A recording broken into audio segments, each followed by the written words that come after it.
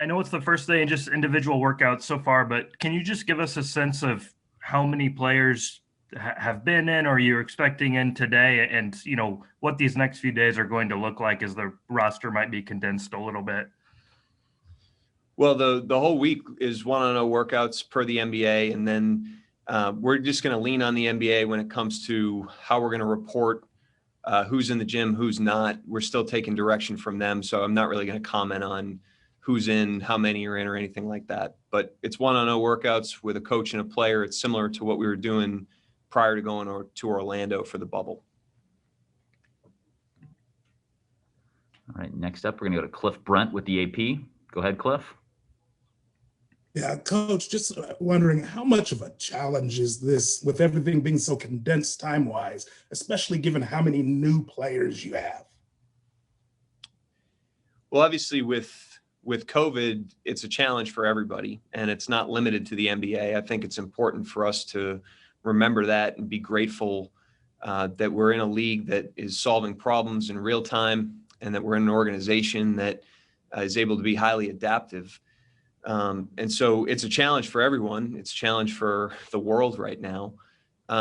As it relates to basketball, we're just trying to not sacrifice quality because of the uncertain environment. So we're really trying not to skip steps, be that relationally with players, be that understanding who these players are and what their strengths are.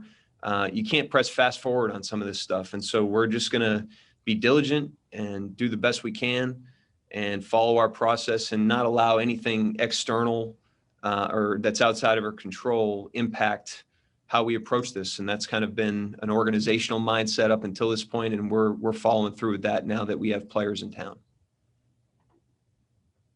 Thanks, Coach. Next, we'll go to Jenny Carlson with the Oklahoman. Hey, Mark, how are you? Hi, Jenny. How are you? Good. I have two player questions. They're largely unrelated to each other than they're about players. First is about Shai and how you see his role. Do you see him as a full-time point guard at this point, considering your roster? And then the other question relates to rookies. As Sam mentioned yesterday, so much of the offseason and opportunities of, working with them have been lost because of COVID. What's sort of the plan with guys like that moving forward in terms of, getting them in, preseason games? Just your early thoughts on the rookies. Sure. So I'll start with Shai.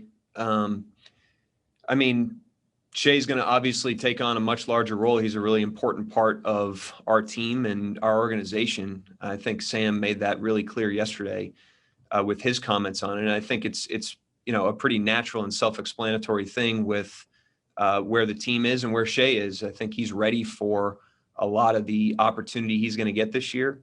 And he's ready for a lot of the responsibility he's going to get. I think opportunity and responsibility are two sides to the same coin. And so he's really going to get challenged, and he's going to be able to show where he is in his career and how he's going to handle all the different experiences that come with being a high-level young player that he is. As it relates to point guard, I think, everybody, obviously I haven't coached a game yet, but everybody watches the NBA. The game is blending into more and more of a positionless game. But Shai's going to have a lot of creation opportunities. He's going to have the ball in his hands a lot. I just don't want to misrepresent it and make everyone think he's going to be walking the ball over half court like a point guard in the traditional sense. Hopefully we're kind of flowing up the floor in kind of a positionless manner. But he's going to have obviously a lot of weight in our offense, especially.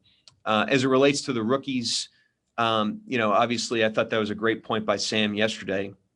And, again, we can't allow the external circumstances to dictate our process, and we can't allow the external circumstances to speed us up. At the end of the day, the unfolding of a player's career is something that happens naturally. You gain more information with every touch point. You gain more information every day. And obviously, everyone in the NBA has been deprived of that information with the rookie class. And so we're not going to make assumptions. We're not going to make predictions. And we're not going to jump the gun on drawing conclusions on these guys. We're just going to take it as it comes, learn as much as we can with every experience, and whether those experiences start in July in summer league in a normal year or whether they start now, that's how we choose to approach a new player. Thanks, Mark. Thank you. Thanks, Coach. Next, we're going to go to Dwayne Rankin with the Arizona Republic. Go ahead. Dwayne, Thank you. Yes, I am. Thank you. I had to unmute. Appreciate that. Coach, just two things. One, obviously I'm here in Phoenix. Just curious, what did Chris bring to the table as far as not just on the court, but off the court, as far as with leadership and things of that nature? And then two, part of that trade, obviously Nadir came here. A lot of people here don't know much about him. What was he like there, and what kind of skill set does he have that you noticed, obviously, having worked with him?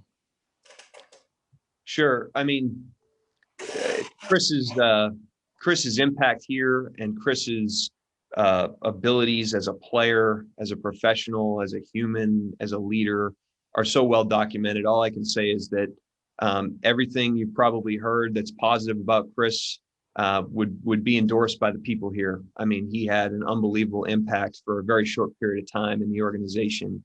And the most impressive thing about him is his ability to balance all the different things that he's balancing, be that in his life with his family and as the PA president, or be that on the court where he's balancing running the team. And his ability to balance multiple things and stay very present with what he's doing and be fully engaged and focused with what he's doing is just a remarkable mental toughness and focus. And that's what Phoenix is getting in him. And then with Dooley, you got a guy that is a kind of a young player, despite being in the middle of his career. I still think there's a ceiling for him as a player. He obviously can really score the ball. He's an aggressive scorer, but he's a really good guy, really good teammate, and has great humility. He's always trying to improve, and he's willing to put the work in to improve. And so those guys had a great impact here and kind of continued to lay a strong foundation in the organization and have left a legacy in their own way. Thanks, Coach. Appreciate it. Good luck. Congrats on the job. Thank you very much. Next up, Nick Gallo, OKCThunder.com. Hey, Mark. Sam made the point yesterday about Hami that each of the past couple of years, he's kind of found his way into the rotation. He's kind of fought himself in there. He also mentioned that you kind of have a vision for each of these guys, and was just curious now with a little bit of a wider runway for some of these players, what do you think a guy like Hami can continue to do to elevate himself and enhance his game? Well, over his time here, the most impressive thing about Hami has been his response to adversity. He's in each of his seasons, he started training camp by earning a spot in the rotation. And in each of his seasons, he's had injuries in the middle of the year, and both of them were kind of freak things. And yet every single time you give Hami time and space, he comes back better. So be that from an injury or be that coming out of the hiatus, heading to Orlando. He just has an incredible fortitude about him.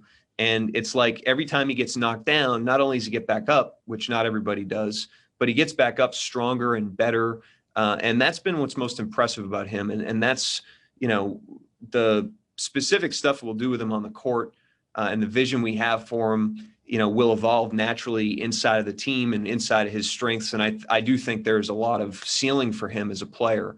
But the spirit of who he is and the way that he responds to experiences is just so essential in a competitive environment, because the NBA is hard. And for all these players that are going to be developing and growing through all these experiences, your ability to get back up and learn and be stronger and invest your experiences back into the work every day is a huge skill. And that's something that to this point, Hami's done really well.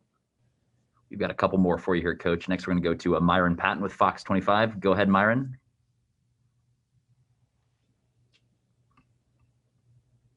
Myron, if you go ahead and unmute your line, please. Okay, there we go. Coach, what do you see for a guy like Darius Bazley? He gave you some minutes last year. I think a lot of people were surprised he played as much for you as he did. He really kind of, as the year went along, his three-point shooting got better and can play multiple positions. Where do you see him going in his second year in terms of with more opportunity now to maybe do some things, maybe expand his game?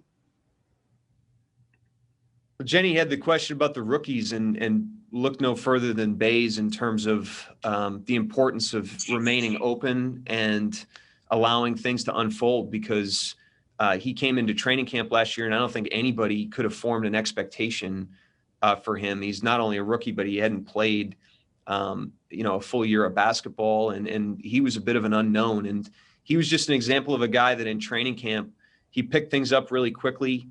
He was able to learn, and then not only learn our system and the game, but able to execute very quickly. And so he was just a guy that, as things unfolded, everything that you kind of threw at him, he was able to kind of handle and learn from and grow from. And I thought last year was obviously evidence of that. Going into this year, it's similar with Shai. I mean, again, more opportunities, more responsibility. And, he's another guy that is going to be able to thrust himself into the challenges of the NBA. And that's something that we should all be running towards. If you really want to grow and develop, the way to do it is through trials and tribulations and testing your resiliency. And then when you have success, having the humility to get back to work every day. And, this is a developmental environment always, but with this particular team, we need to have every single player needs to take the hard days and turn them into toughness and resiliency, and take the days that go well and make sure we root our feet back on the ground and get back to work. Bays has done a nice job of that to this point. And, if he continues to take that approach that he's had up until now, then I think he's going to continue to grow. I think, those are pretty strong predictors of improvement. Thanks, Coach. Next, we're going to go to Curtis Fitzpatrick at the Sports Animal. Go ahead, Curtis. Hey, Mark. Wondering if you have any early thoughts on Poku's game, just kind of witnessing him from afar, and what kind of challenges it will be trying to incorporate him into the NBA at such an early age. I don't want to dodge the question, but I don't have a ton of impressions outside of, the stuff that Sam has mentioned after the draft, and then again yesterday. This early in the process, we really lean on our scouting and our strategy and our front office guys, because they've obviously spent a lot of time evaluating these players and understanding these players, and we have a pretty tight process of them handing off that information to everybody that's here in the building and that's player facing. So we don't have any further information yet with him that we haven't already learned, but it's been good to learn about his story and learn about his journey. It's, he's obviously had an interesting path as a player and is a really intriguing player and prospect. But, again, that's the hard part about not having the earlier touch points, is those aren't only, points of development for every player, but they're also points of evaluation for our organization. And we haven't had those. And so, we're just not going to rush to any conclusions with a player like him that's as young as he is, and that's game can go in a lot of different directions. He'll be in camp and he'll go through the drills and compete and learn, and we'll figure out where his starting point is. And even when we know that, it's not predictive of how his career will unfold.